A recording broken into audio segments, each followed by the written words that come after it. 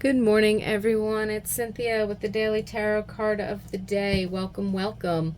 This week we're using the Sacred Geometry Oracle deck, and I've got information about this deck in the description box below. I'm going to take a moment while I shuffle to tune into the general energy of the day for the collective. These messages are timeless, so whenever you happen to find this video and you're inspired to watch, there's likely a message here for you. But because they are general for the collective messages, take what resonates and leave the rest of it behind.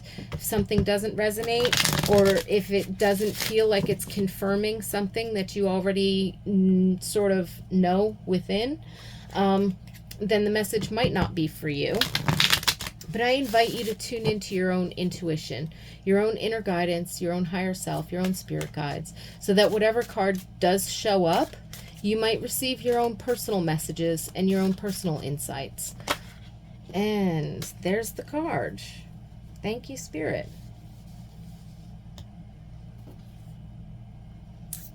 Wise Friend. How beautiful. I love this card.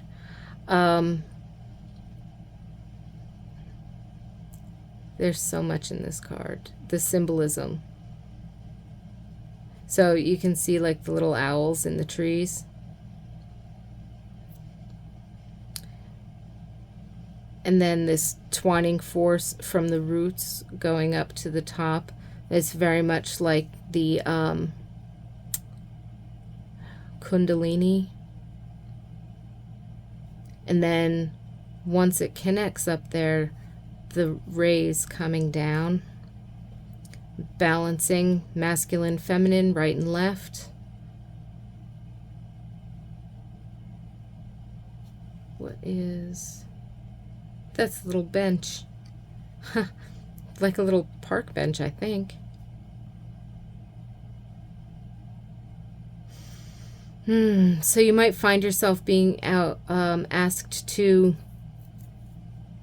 connect with nature in some way. Whether you go outside for a walk, or whether you take your break in a park nearby, or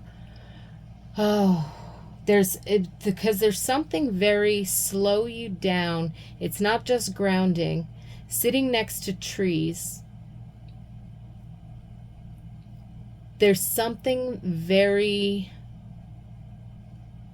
grounding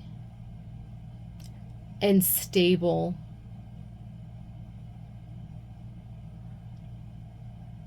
that comes with being in the presence and the energy of a tree. Whether shallow roots or deep roots, the root system is phenomenal on trees. Pretty much what you see on top in terms of their foliage and their crown and branches and such, that's pretty much what their roots look like beneath the ground. Most of us have seen images of that, or, read that little factoid. Well, many of us, I guess I shouldn't say most of us.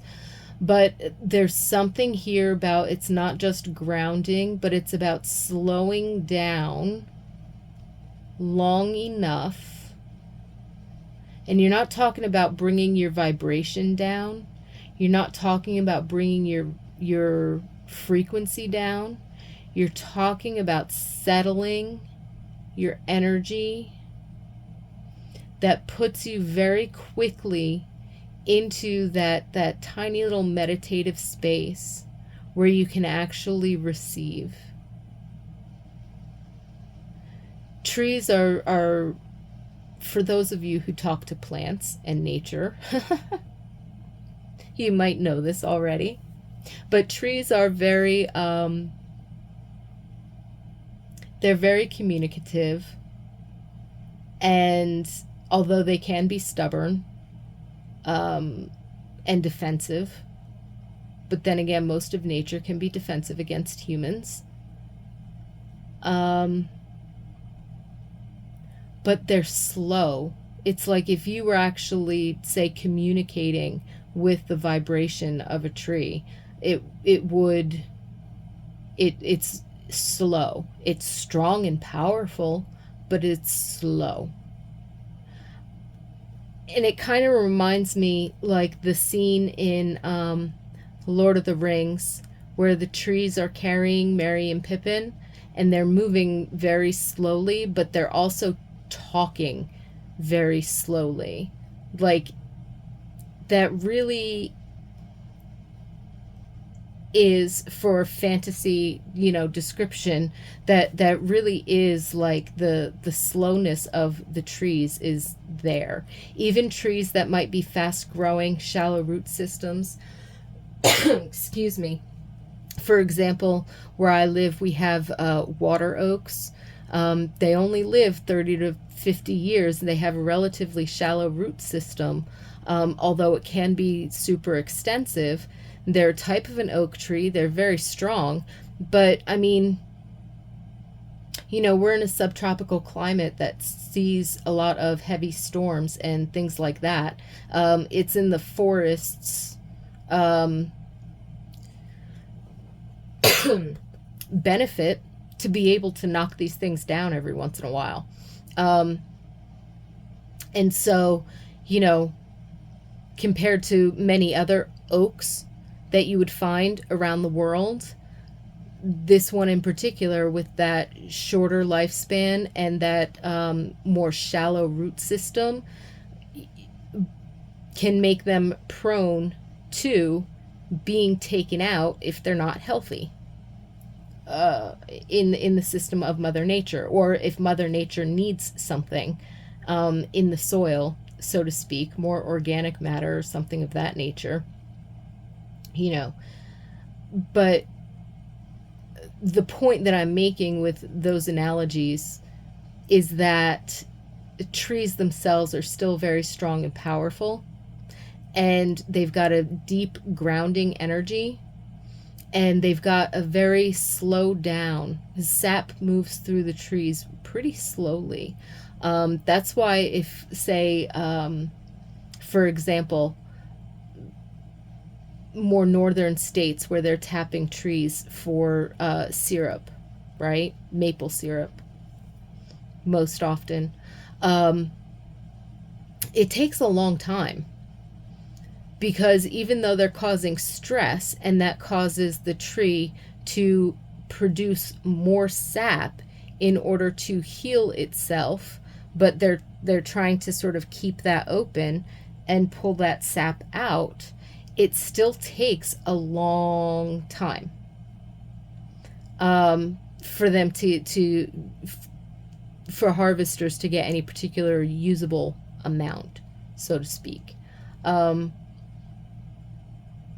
So the idea being that, again, it's that slow moving energy, just enough to get you in that space. So this could be a call to go meditate in nature, just long enough to get in that space where you can gain some clarity because you've slowed down enough to receive. I feel like a wise friend could be directing you towards someone, a trusted friend or advisor or professional in your life that you need to consult with or bounce an idea off of, get some feedback from, or just, vent. And in cultures all over the world, sometimes they would vent to trees, because trees are such good listeners and good receivers, and they slow and calm us down quite a bit. The 6, kind of representing this balance of give and take, taking responsibility for our actions, but also having certain boundaries in place where we can meet someone halfway and not require them to overstretch, but also not overstretch ourselves. And helping that balance of give and take. But that also means receiving as well. And the 1 which brings to mind our individuality, our independence, also our interdependence, recognizing that we can relate to one another and to certain situations, but we don't have to be overly dependent on. We can still remain our own individual stability. And that's what community really kind of builds from, is from independent individuals who participate in co-creating with one another, but no one part is absolutely dependent on the other in an unhealthy fashion, and yet not disconnected in an unhealthy fashion either. So this interdependence. And that can also bring up leadership qualities. So in that sense, you could be the wise friend. 6 plus 1 is a 7. That's a wisdom number. It's talking about our deep spirituality. It's talking about our philosophy. It's talking about learning and teaching and sharing, being open to receive new ideas or other people's ideas, but also then being discerning enough to turn around and say, again, what resonates, what doesn't, what makes sense, what doesn't, what you might need more information, being open to learning. No matter how much you think you know, there's that much more out there that you don't know. So every time you learn something, you expand the unknown as much as you expand the known.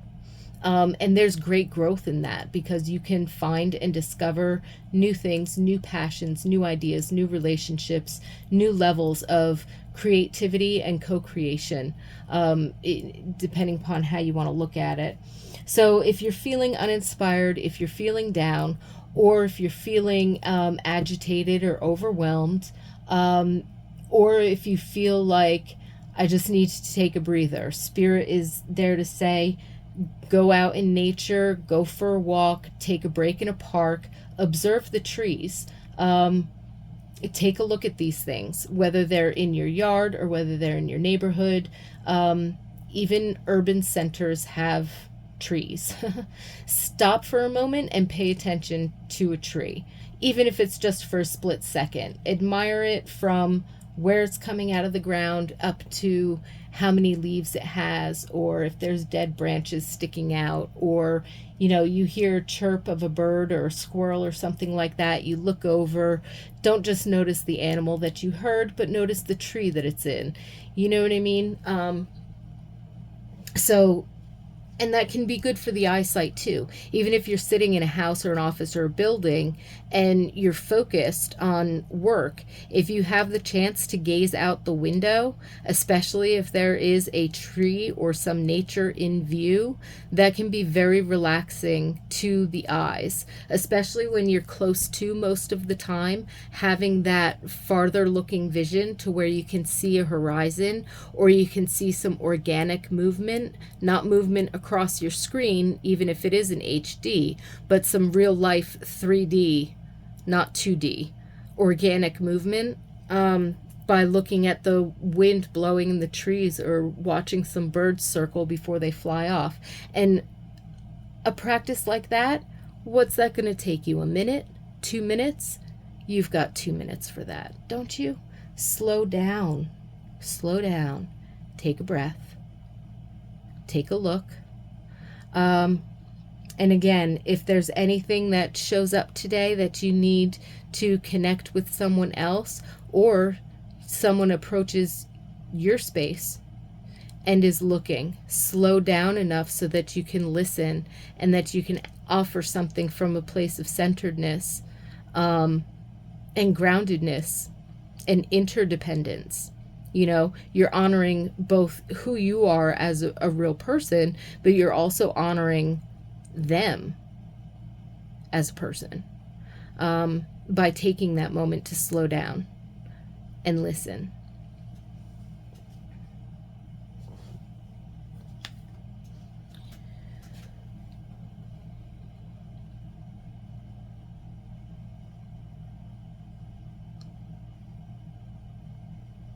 So with that beautiful energy, I thank you all for being here. I wish you a lot of peace and blessings, and I definitely look forward to seeing you again tomorrow.